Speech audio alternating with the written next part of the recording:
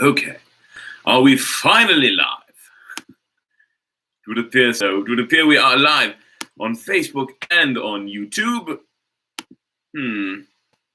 Allow me to share this. Yes, share. There's the share button. All right. I'm going to share the YouTube live stream in the Facebook comments as well as on my personal page. So this will only take a moment. But in the meantime, hello everyone and welcome to Storytime. I will say that again in a few moments, seeing as we're just getting started. And I doubt anyone's here just yet, because this isn't blown up to the point where people are just sitting, waiting at the edge of their seat for it to begin.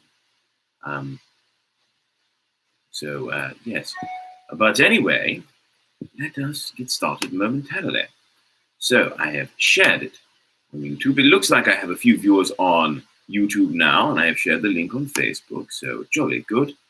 And looks like, well, I don't know how to tell if I have any viewers on Facebook or not, so we'll just guess and say I do, or don't, who knows. Either way, let's get to it. So tonight we are starting Bram Stoker's Dracula, which, excellent book. It's something else. It's really something else. That sets the mood in that way. But how else can we do it? Well, I've got a nice bottle here of Golden Dragon Malbec.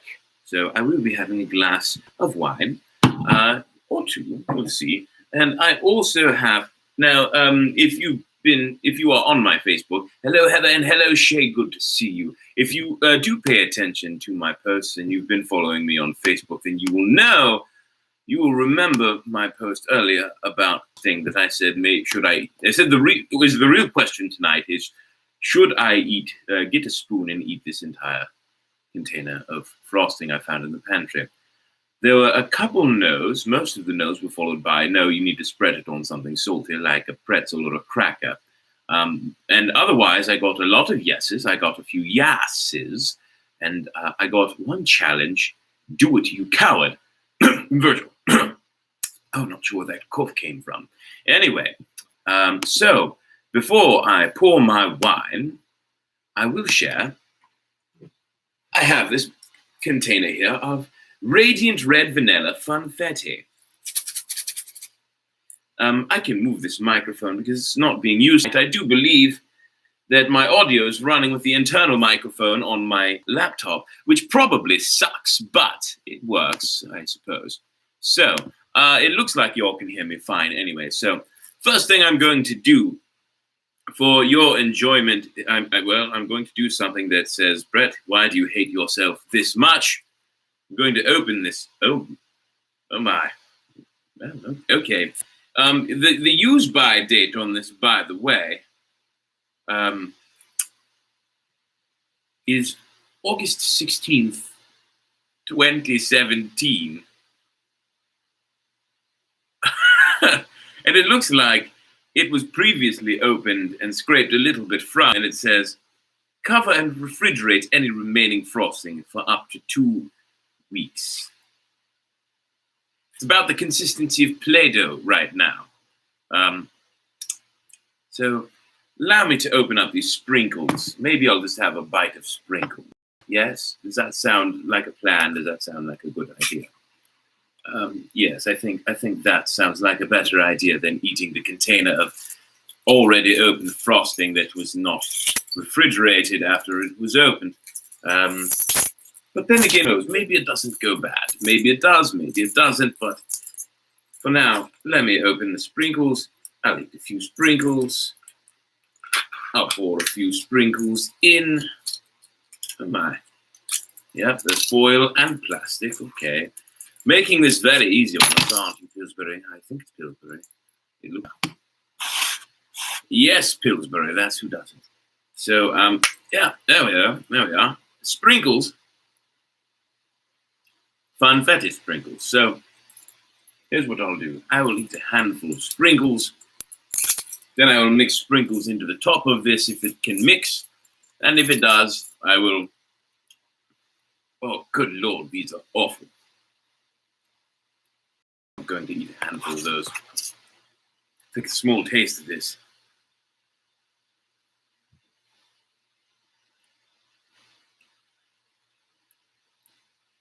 Yep. Tastes like sweet Play-Doh. Not as bad as you might think, but still not good. Much of the imagination, so sprinkles going in, whole thing getting thrown out. Too bad about that. I was going to have a spoonful, and then I was going to take that spoonful. Well, I was going to eat that spoonful, and then I was going to have a few for the savory thing people were talking about, with some tomato basil wheat thins. Although that idea is out the window now. So before we get started with the story, I will pour myself some of this wine. Here we are. And I've got a nice fancy cutter here for cutting the foil, and then the opener will get the job done. And the fancy foil cutter did not do its job as properly as it should have. Oh, well, not to fret. It's still got the foil off, and we're still moving on and opening the bottle. There we are. Now this is a noise I do love.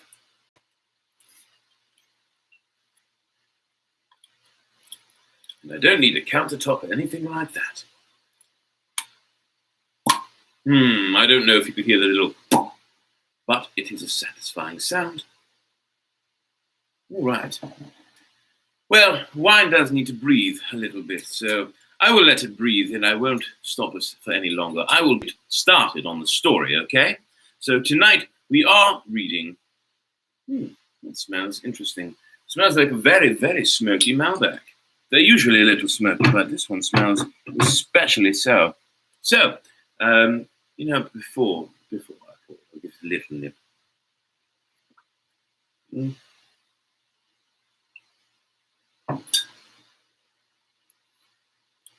I'm going to enjoy that, but it does need to rest a little before I actually get started on it. So, anyway, time to get started on the video. Like I said, tonight we are reading Bram Stoker's Dracula.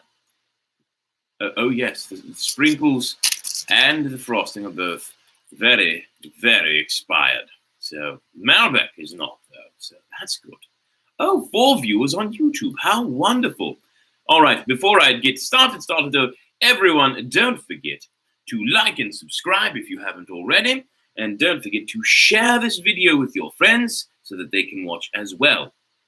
Now, I will stop taking up extra time and actually get started with tonight's reading of Dracula by Bram Stoker. Here it is, Bram Stoker's Dracula. Copyright 1897 in the United States of America, according to Act of Congress by Bram Stoker, all rights reserved. To my dear friend, Homebeg. Why, that's quite an interesting name. So we will be Chapter 1, Jonathan Harker's Journal.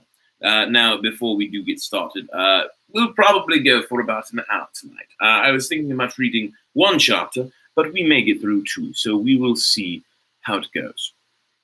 Anyway, starting out, I'll read a few paragraphs before I get started on pouring my wine. Chapter 1, Jonathan Harker's Journal. Kept in shorthand.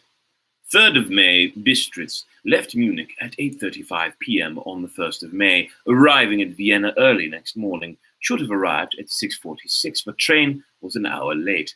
Budapest seems a wonderful place from the glimpse which I got of it from the train, and the little I could walk through the streets.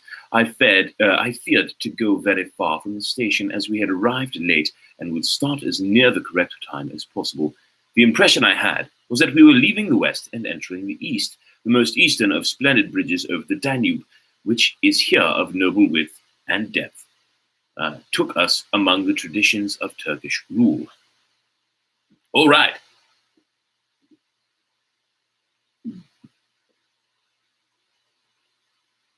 Strong start. Mixed marks. We left in pretty good time and came after nightfall to Klausenberg. Here I stopped for the night at the Hotel Royal. I had for dinner, or rather supper, a chicken done up some way with red pepper, which was very good, but thirsty. Memo, git recipe for mina, or mina, however you want to say it. I asked the waiter, and he said it was called paprika hendel, and that, as it was a national dish, I should be able to get it anywhere along the Carpathians. I found my smattering of German very useful here. Indeed, I don't know how I should be able to get on without it. Having had some time at my disposal when in London, I had visited the British Museum and much search among the books and maps in the library regarding Transylvania. It had struck me that some foreknowledge of the country could hardly fail to have importance in dealing with the noblemen of that country. I find that the district he named is in the extreme east of the country, just on the borders of the three states, Transylvania, Moldavia, and Bukovina, in the midst of the Carpathian Mountains, one of the wildest and least known portions of Europe. I was not able to light on any map, or work giving an exact locality of the castle Dracula, as there are no maps of this country as yet to compare with our own ordnance survey maps. But I found that Bistritz, the post town named by Count Dracula, is a fairly well-known place. I shall enter here some of my notes, as they may refresh the memory when I talk over my travels with Mina. Or Mina, however you want to say it. Go ahead and have a little vote. Do you prefer Mina or Mina? Either way, let us carry on. In the population of Transylvania, there are 4 distinct nationalities: Saxons in the south, and mixed with them the Wallachs, who are the descendants of the Dacians, Magyars in the west, and Zekels in the east and north. I'm going among the latter, who claim to be descended from Attila and the Huns. This may be so, for when the Magyars conquered the country in the 11th century, they found the Huns settled in it. I read that every known superstition in the world is gathered into the horseshoe of the Carpathians, as if it were the center of some sort of imaginative whirlpool. If so, my star may be very interesting. Memo, I must ask the Count all about them. I did not sleep very well, though my bed was comfortable enough, for I had all sorts of queer dreams. There was a dog howling all night under my pillow, which may have had something to do with it, or it may have been the paprika, for I had to drink up all the water in my carafe, and was still thirsty. Toward morning, I slept and was wakened by the continuous knocking at my door, so I guessed I must have been sleeping soundly then. I had for breakfast more paprika and a sort of porridge of maize flour, which they said was marmalida, and eggplant stuffed with forcemeat, a very excellent dish, which they call impleta. Memo, get recipe for this also. I had to hurry breakfast, for the train started a little before 8, or rather it ought to have done so, for after rushing to the station at 7:30, I had to sit in the carriage for more than an hour before it began to move. It seems to me that the farther east you go, the more unpunctual are the trains. What ought they to be in China? All day we seemed to dawdle through the country, which was full of beauty of every kind. Sometimes we saw little towns or castles on top of steep hills, such as we see in the old missals. Sometimes we ran by rivers and streams, which seemed from the very stony margin on each side of them to be subject to great floods. It takes a lot of water, and running strong, to sweep the outside edge of a river clear. At every station there were groups of people, sometimes crowds, in all sorts of attire. Okay, I'm going to stop eating this now because it's distracting.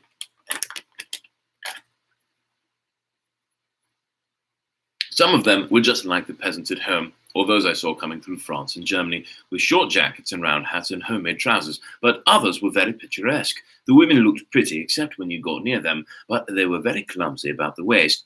They had all full white sleeves of some kind or other, and most of them had big belts with a lot of strips of something fluttering from them, like the dresses in a ballet, but of course there were petticoats under them. The strangest figures we saw were the Slovaks, who were more barbarian than the rest, and their big cowboy hats, great baggy dirty white trousers, white linen shirts, and enormous heavy leather belts, nearly a foot wide, all studded over with brass nails. They wore high boots with their trousers tucked into them, and had long black hair and heavy black mustaches. They were all very picturesque, but do not look prepossessing, something like that. On the stage, they would be set down at once as some old Oriental band of brigands. They are, however, I am told, very harmless and rather wanting in natural self-assertion. It was on the dark side of twilight when we got to Bistritz, which is a very interesting old place, being particularly on the frontier, for the Borgo Pass leads from it to Bukovina. It has had a very stormy existence, and it certainly shows marks of it. 50 years ago, a series of great fires took place which made terrible havoc on 5 separate occasions. At the very beginning of the 17th century, it underwent a siege of 3 weeks and lost 13,000 people, the casualties of war proper being assisted by famine and disease. Count Dracula had directed me to go to the Golden Krone Hotel, which I found, to my great delight, to be thoroughly old-fashioned, for of course I wanted to see all I could of the ways of the country. I was evidently expected, for when I got near the door, I faced a cheery-looking elderly woman in the usual peasant dress, white undergarment with long double apron, front and back of coloured stuff fitting almost too tight for modesty. When I came close, she bowed and said, "The Herr Englishman." "Yes," I said, "Jonathan Harker." She smiled and gave some message to an elderly man in white shirt-sleeves who had followed her to the door. He went, but immediately returned with a letter. "My friend, welcome to the Carpathians. I am anxiously expecting you. Sleep well tonight. At 3 tomorrow, the diligence will start for Bukovina. A place on it is kept for you. At the Borgo Pass, my carriage will await you and bring you to me. I trust that your journey from London has been a happy one, and that you will enjoy your stay in my beautiful land. Your friend, Count Dracula." And so, now that we're there, I will take a slight moment here to pause and pour myself a little wine. Wine time. Yes, here we are. Ooh. And we keep going. And we keep going. Until we're right about the bottom of that curve. Good poor old boy. So this is going to need still a little bit more time to rest before we get on with it, but I do want to get a hint of the nose here.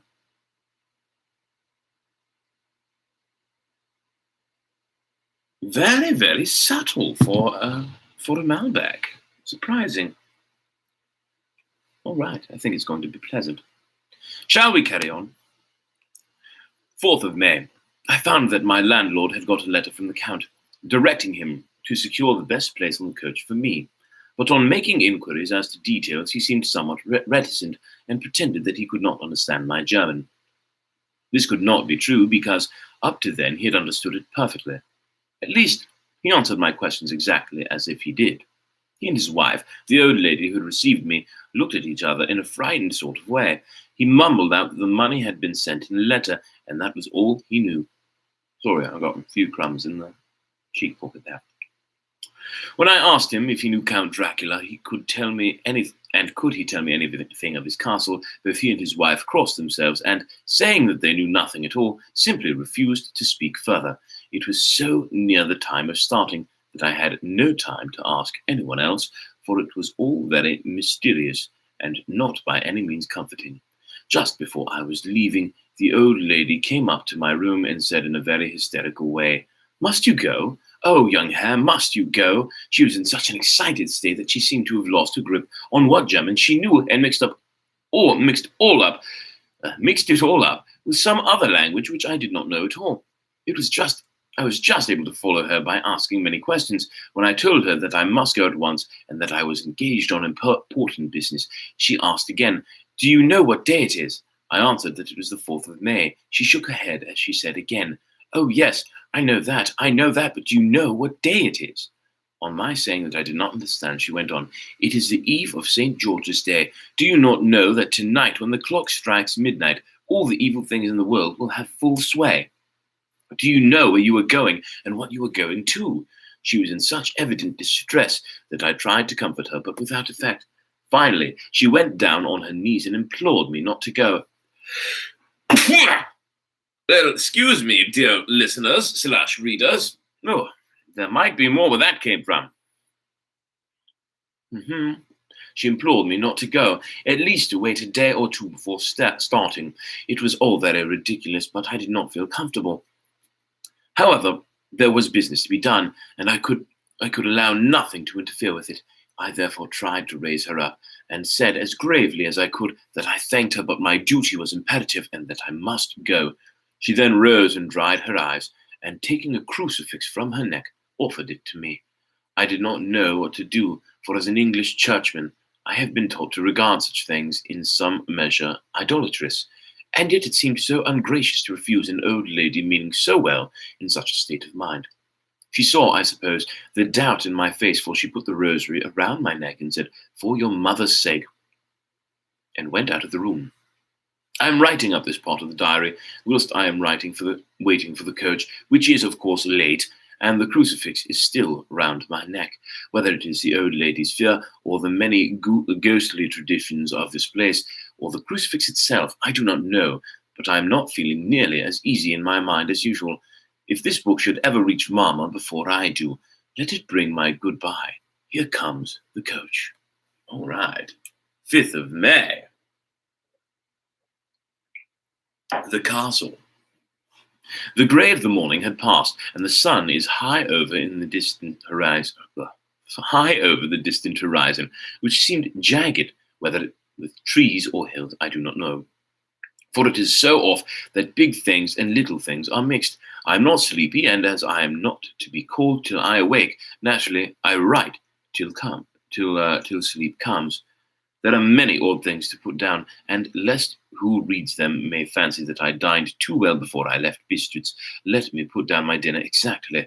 I dined on what they called robber steak, bits of bacon, onion, and beef, seasoned with red pepper, and strung on sticks and roasted over the fire, in the simple style of London cat's meat. The wine was golden mediash, which produces a queer sting on the tongue, which is, however, not disagreeable. I had only a couple of glasses of this and nothing else. I need to look up what kind of wine that is. That's interesting. Golden mediash, if I'm even saying it correctly. Wine. Well, I'll look it up a little further later on. When I got on the stagecoach. Oh, yes, thank you for the blessing. When I got on the stagecoach, the driver had not taken his seat, and I saw him talking with the landlady. They were evidently talking of me, for every now and then they looked at me, and some of the people who were sitting on the bench outside, which they called by a name meaning word-bearer, came and listened, and then looked at me, most of them pityingly. I could hear a lot of words often repeated, queer words, for there were many nationalities in the crowd, so I quietly got my polyglot dictionary from my bag and looked them out.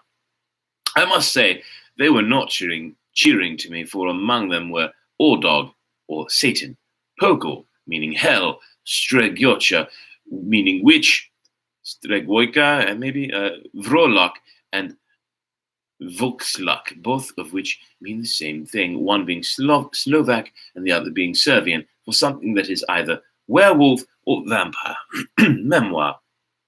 Memo. I must ask the Count about these superstitions. Oh, yes. I was longing for some wine. When we started, the crowd round the inn door, which had by this time swelled to considerable size, all made the sign of the cross and pointed 2 fingers toward me. With some difficulty, I got a fellow passenger to tell me what they meant. He would not answer at first, but on learning that I was English, he explained that it was a charm or guard against the evil eye. This was not very pleasant for me, just starting for an unknown place to meet an unknown man, but everyone seemed so kind-hearted and so sorrowful and so sympathetic that I could not be touched. I shall never forget the last glimpse which I had of the inn-yard and its crowd of picturesque figures, all crossing themselves as they stood round the wide archway, with its background of rich foliage of oleander and orange trees in green turbs clustered in the centre of the yard. Then our driver, whose wide linen drawers covered the whole front of the box seat, Gotza they called them, cracked his big whip over his 4 small horses, which ran abreast, and we set off on our journey. Quite the journey, dear readers, quite the journey indeed.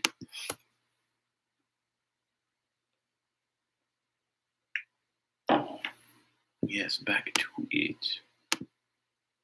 I lost sight and recollection of ghostly fears and the beauty of the scene as we drove along, although had I known the language, or rather languages, which my fellow passengers were speaking, I might not have been able to throw them off so easily. Before us lay a green sloping land full of forests and woods, with here and there steep hills, crowned with clumps of trees or with farmhouses, the blank end to the road.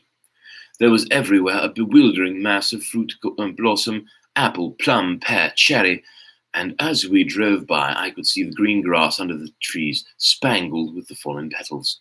In and out among these green hills of what they call here the Middle Land, ran the road, losing itself as it swept round the grassy curve, or was shut out by the straggling ends of pine woods, which here and there ran down the hillsides like tongues of flame. The road was rugged, but still we seemed to fly over it with a feverish haste. I could not understand then what the haste meant, but the driver was evidently bent on losing no time in reaching Borgo Prund. I was told that this road is in summertime excellent, but that it had not yet been put in order after the winter snows. In this respect, it was different than the general run of roads in the Carpathians, for it is an old tradition that they are not to be kept in too good order. Of old, the hospodars would not repair them, lest the Turks should think that they were preparing to bring in foreign troops, and so hasten the war, which was already really at loading point. Beyond the green swelling hills of the Middle Land rose mighty slopes of forest up to the lofty steeps of the Carpathians themselves. Right and left of us they towered, with the afternoon sun falling full upon them, and bringing out all the glorious colours of this beautiful range, deep blue and purple in shadow of the peaks, green and brown where grass and rock mingled, and an endless perspective of jagged rock and pointed crags, till these were themselves lost in the distance, where the snowy peaks rose grandly. Here and there seemed mighty rifts in the mountain, through which, as the sun began to sink, we saw now and again the white gleam of falling water. One of my companions touched my arm as we swept round the base of a hill and opened up the lofty snow-covered peak of the mountain, which seemed, as we wound on our serpentine way, to be right before us. "Look, Istenzek, God's seat!" And he crossed himself reverently. Yes, I'm sure he did.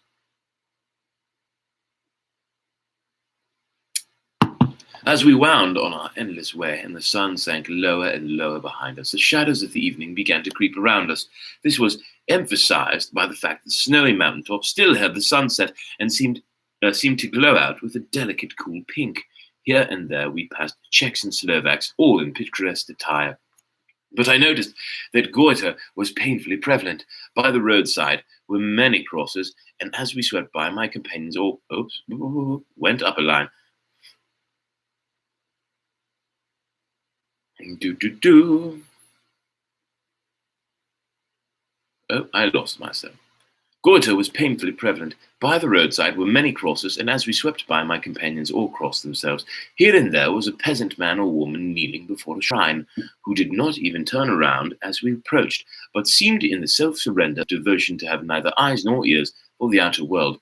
There were many things new to me, for instance, hayricks in the trees, and here and there very beautiful masses of weeping birch, their white stems shining like silver through delicate greens of leaves. Now and again we passed a litter wagon, the ordinary peasant's cart, with its long snake-like vertebra, calculated to suit the inequalities of the road. On this were sure to be seated quite a group of home-coming peasants, the Czechs and their white, and the Slovaks with their coloured sheepskins, the latter carrying lance fashion with their long staves with axe at end. As the evening fell, it began to get very cold, and the growing twilight seemed to merge into one dark mistiness of gloom. The gloom of the trees, oak, beech, and pine. Though in the valleys which ran deep between the spurs of the hills, as we ascended through the pass, The dark firs stood out here and there against the background of late-lying snow. Sometimes, as the road was cut through the pine woods, that seemed in the darkness to be closing down upon us, great masses of greyness, which here and there bestrewed the trees, produced a peculiarly weird and solemn effect, which carried on the thoughts and grim fancies engendered earlier in the evening, when the falling sun threw into strange relief the ghost-like clouds which among the Carpathians seemed to wind ceaselessly through the valleys. Sometimes the hills were so steep that, despite our driver's haste, the horses could only go so slowly. I wished to get down and walk up them as we do at home, but the driver would not hear of it. No, no, he said, you must not walk here. The dogs are too fierce. And then he added, with what he evidently meant for grim pleasantry, and then for he looked round to catch the approving smile of the rest, and you may have enough of such matters before you go to sleep. The only stop he would make was a moment's pause to light the lamps. When it grew dark, there seemed to be some excitement among the passengers, and they kept speaking to him one after the other, as though urging him to further speed. He lashed the horses unmercifully with his long whip, and with wild cries of encouragement urged them on to further exertions. Then, through the darkness, I could see a sort of patch of grey light ahead of us. As though there were a cleft in the hills, the excitement of the passengers grew greater. The crazy coach rocked on with great leather springs and swayed like a boat tossed on stormy seas. I had to hold on. The road grew more level, and we appeared to fly along. Then the mountains seemed to come nearer to us on each side and to frown down upon us. We were entering on the Borgo Pass. One by one, several of the passengers offered me gifts, which they pressed upon me with an earnestness which could take no denial. These were certainly of an odd and varied kind, but each was given in simple good faith, with a kindly word and a blessing, and that strange mixture of fear-meaning movements which I had seen outside the Hotel of Bistritz, the sign of the cross and the guard against the evil eye. Then, as we flew along, the driver leaned forward and on each side of the passengers, craning over the edge of the coach, peered eagerly into the darkness. It was evident that something very exciting was either happening or expected, but though I asked each passenger, no one could give me the slightest explanation. This state of excitement kept on for some little time, and at last we saw before us the pass opening out on the eastern side. There were dark, rolling clouds overhead, and in the air the heavy, oppressive sense of thunder. It seemed as though the mountain range had separated two atmospheres, and that now we had got into the thunderous one. I was now myself looking out of the conveyance, which was to take me to the Count. Each moment I expected to see the glare of lamps through the blackness, but all was dark. The only light was the flickering rays of our own lamps, in which the steam from our hard-driven horses in a white cloud. We could see now the sandy road lying white before us, but there was on it no sign of a vehicle. The passengers drew back with a sigh of gladness, which seemed to mock my own disappointment.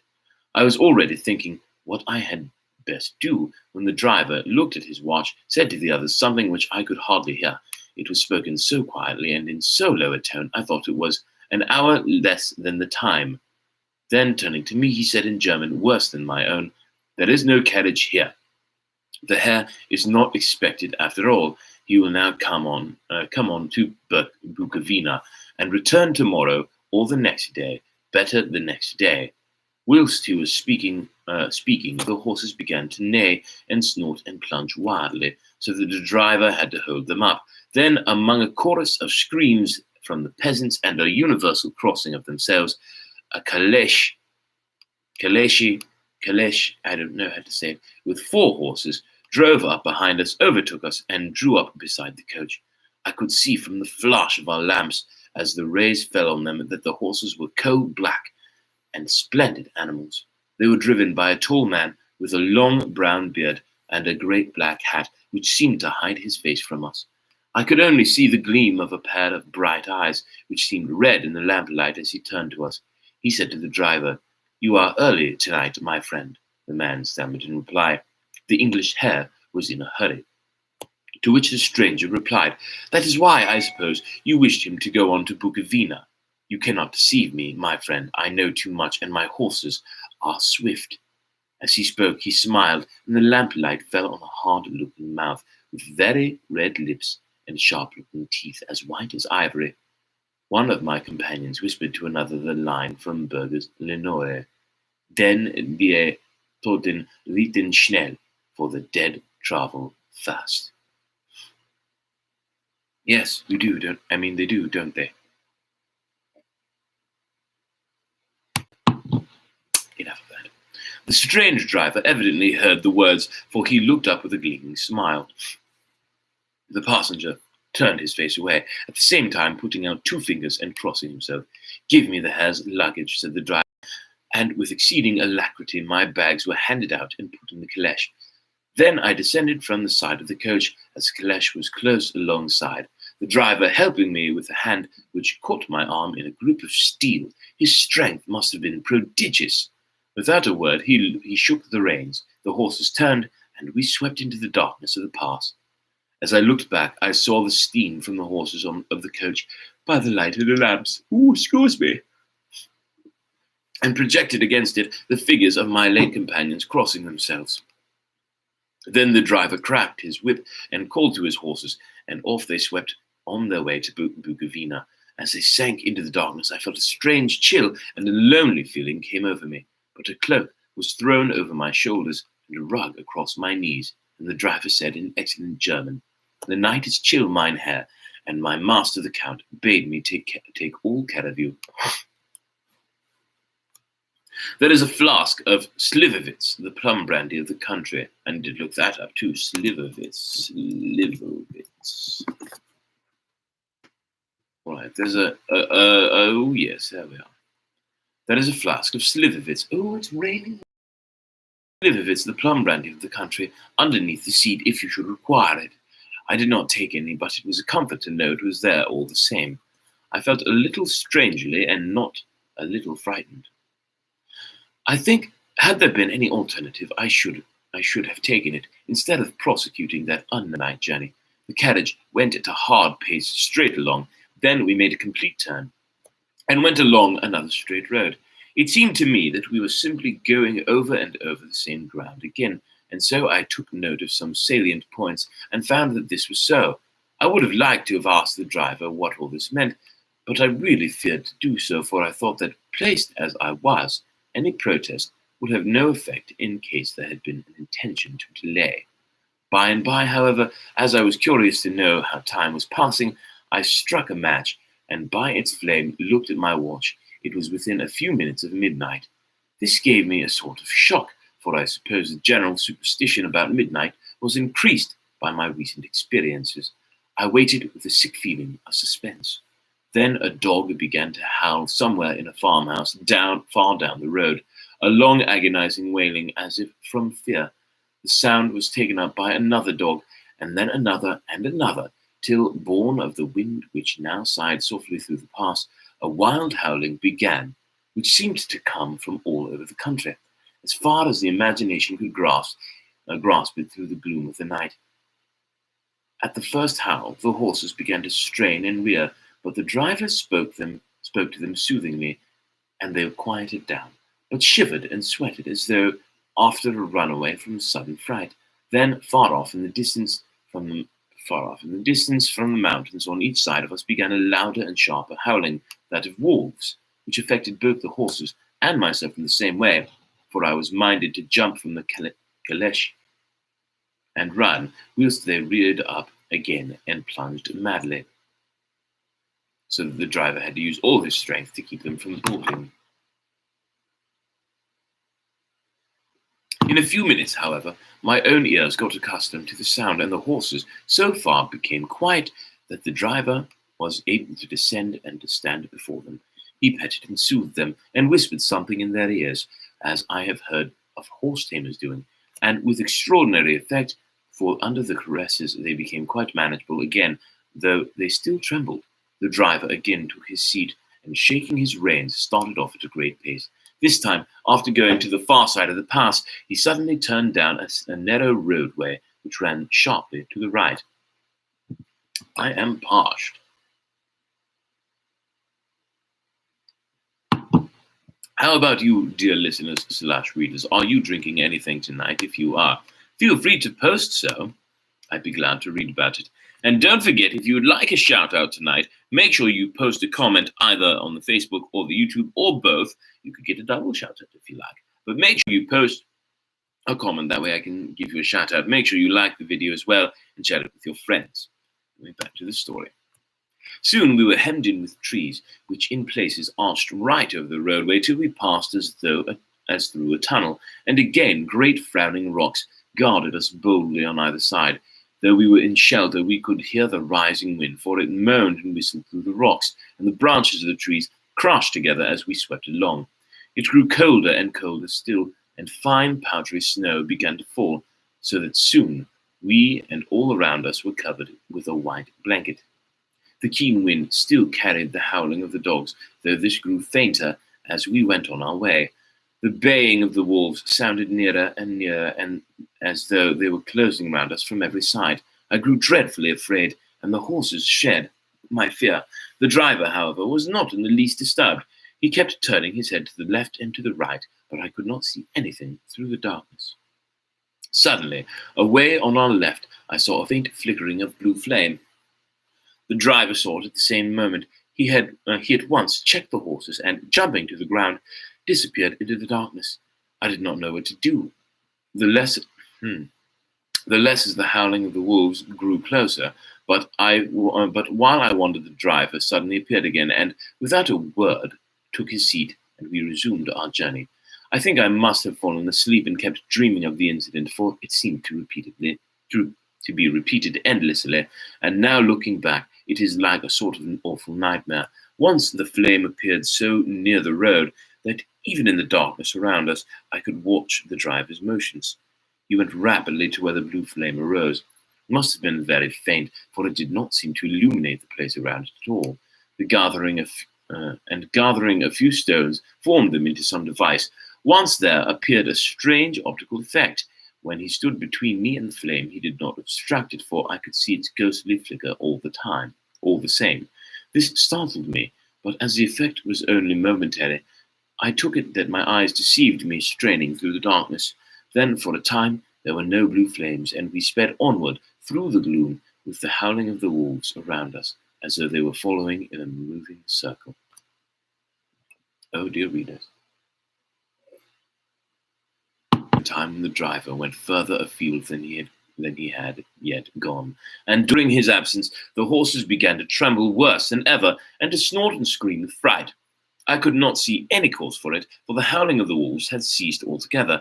But just then the moon, sailing through the black clouds, appeared behind the jagged crest of a beetling, pine-clad rock, and by its light I saw around us a ring of wolves, with white teeth and lolling red tongues, with long, sinewy limbs and shaggy hair.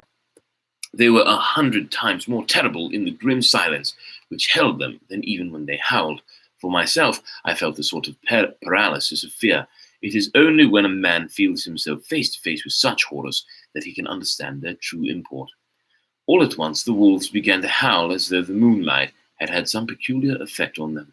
The horses jumped about and reared and looked helplessly round with eyes that rolled in a way painful to see, but the living ring of terror encompassed them on every side, and they had perforce to remain within it. I called to the coachman to come, for it seemed to me that our only chance was to try to break out through the ring and to aid his approach. I shouted and beat the sides of the caleche, hoping by the noise to scare the wolves from the side, so as to give him a chance of reaching the trap. How he came there I know not, but I heard his voice raised in a tone of imperious command, and looking toward the ground, saw him stand in the roadway. As he swept his long arms, as though brushing aside some impalpable obstacle, the wolves fell back and back further still. Just then a heavy cloud passed under the face of the moon, so that we were again in darkness. When I could see again, the driver was climbing into the caleche, and the wolves had disappeared. This was all so strange and uncanny that a dreadful fear came upon me, and I was afraid to speak and move. The time seemed interminable as we swept on our way, now in almost complete darkness, for the rolling clouds obscured the moon, We kept on ascending, with occasional periods of quick descent, but in the main always ascending. Suddenly, I became conscious of the fact that the driver was in the act of pulling up the horses in the courtyard of a vast ruined castle, from whose tall black windows came no ray of light, and whose broken battlements showed a jagged line against the moonlit sky. And that is the end of chapter 1. And that, I think, is what I will call it for tonight. I do want to make tonight an earlier evening, seeing as I have to be up. Well, I don't have to, but I'm choosing to be up very early tomorrow morning. So I will, unfortunately, be saying goodnight now as opposed to after a second chapter. But to be fair, that first chapter went a good long while. So perhaps. So here's the schedule. Tomorrow I will be reading more of Holes. Then next week I will be starting to do Monday, Wednesday, Friday, Dracula, Tuesday, Thursday, Holes, until we finish Dracula and Holes. Well, we finish Holes, in which case then we'll start another one on Tuesdays and Thursdays because Dracula is very long. But yes, I will read 1 to 2 chapters of Dracula per evening, depending on how early I have to be up the next day. One chapter lasts a good long while, I believe. So, but anyway, there it is. That is chapter 1. I hope you all enjoyed it. Don't forget to like and subscribe if you have not already. And also share with your friends too, so that they can like and subscribe as well. In the meantime, I suppose I will finish this glass of wine and let you be on your way, as I will surely be on mine. So until next time, dear readers / listeners, I bid you adieu.